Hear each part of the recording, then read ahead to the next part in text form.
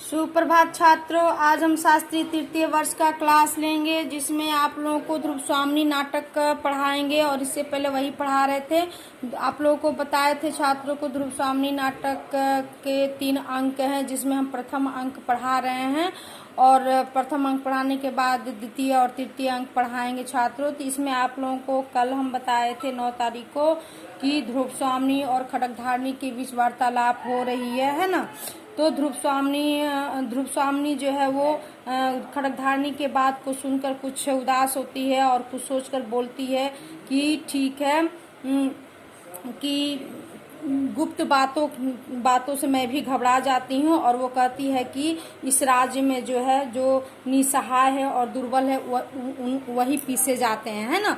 यानी यहाँ पर दोनों के बीच वार्तालाप रह चुकी। बात ये है कि ध्रुव स्वामिनी जो है वो राजा की पत्नी होने के बाद भी उसे वो जो मिलना चाहिए पत्नी का दर्जा या कुछ भी नहीं मिलता है। तो छात्रों यहाँ पर चंद्रगुप्त भी अपने पिता के दिए हुए हर चीज को छोड़ देता है भाई के कारण।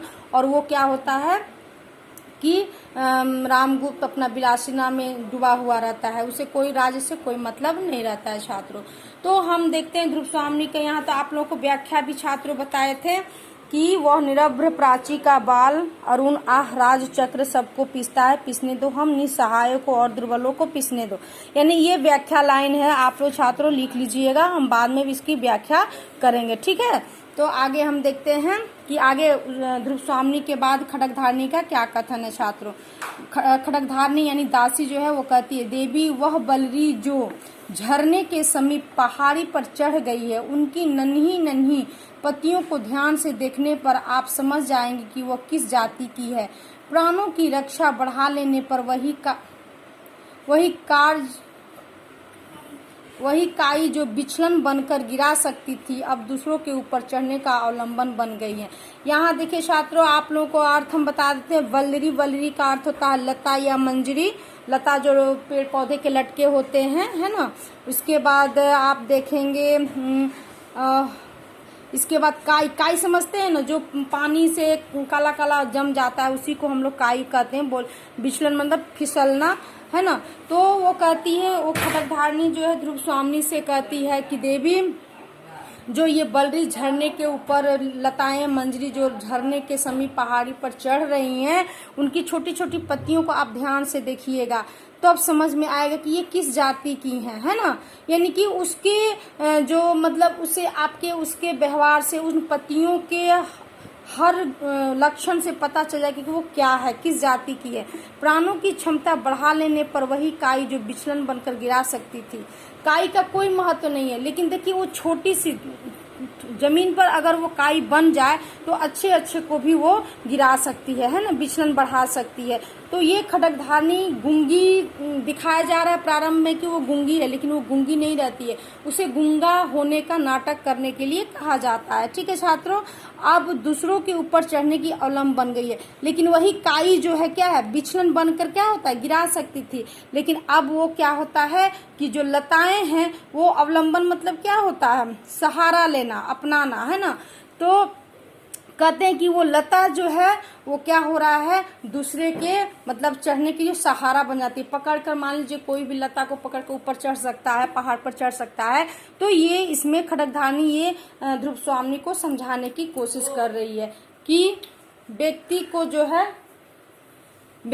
जो है कहीं ना कहीं ये अपना ध्यान रखकर सहारा, कहीं ना कहीं सहारा उसे लेने की आवश्यकता पड़ जाती है। ध्रुव स्वामिनी आकाश की ओर देखकर वो खड्गधारणी की बातों को सुनती है और आकाश की ओर वो देखते, वो बहुत दूर की बात है। ध्रुव स्वामिनी कहती है बहुत दूर की बात है, आह कितनी कठोरता है। मनुष्य के हृदय में देवता को हटाकर राक्षस कहाँ से घुस आता है। कुमार की स्निग्ध सरल और सुंदर मूर्ति को देखकर कोई भी प्रेम से पुलकित हो सकता है, किंतु उन्हीं का भाई आश्चर्य है ना। यानी कि चंद्रगुप्त और रामगुप्त दोनों के बीच कंपेयर करती है ध्रुव स्वामी, कहती है कि एक भाई का देखो और दूसरा भाई का देखो कि एक स्निग्ध यानी कि प्रेम स्नेह से युक्त है, सरल है, सुंदर मूर्ति का एक प्रारूप है वो उसके अंदर कितनी मतलब अच्छाइयां हैं। लेकिन उसका दूसरा भाई रामगुप्त को आप देखेंगे तो वो एक राक्षस प्रवृत्ति का है। और वो ध्रुव स्वामी कहती है कि देखिए दोनों में कितना अंतर है, दोनों एक में राक्षस कहाँ से उस व्यक्ति में घुस आया है ना। तो यहाँ चंद्रगुप्त को किससे कहा गया है, स्निग्ध, सरल और सुंदर मूर्ति, ये एक सुंदर मूर्ति के रूप में उन्हें बताया गया है। ठीक है छात्रों, आगे देखिए खड्गधारणी क्या कहती है, कुमार को इतने में ही संतोष होगा कि उन्हें कोई विश्वास पूर्वक स्मरण कर लेता है। रही अभ्युदय की बात सो तो उनको अपने बाहुबल और भाग्य पर ही विश्वास है।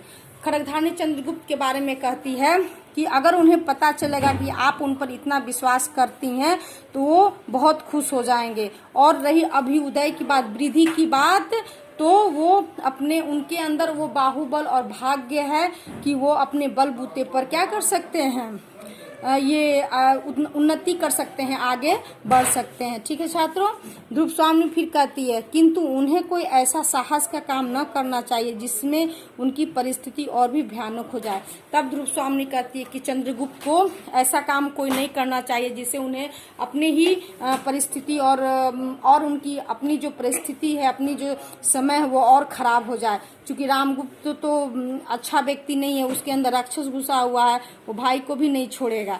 तो इसलिए वो ध्रुव स्वामी ये समझाने की कोशिश खड्गधारणी को कहती है कि उन्हें कोई इस प्रकार का काम नहीं करना चाहिए जिससे उनको आगे चलकर नुकसान हो।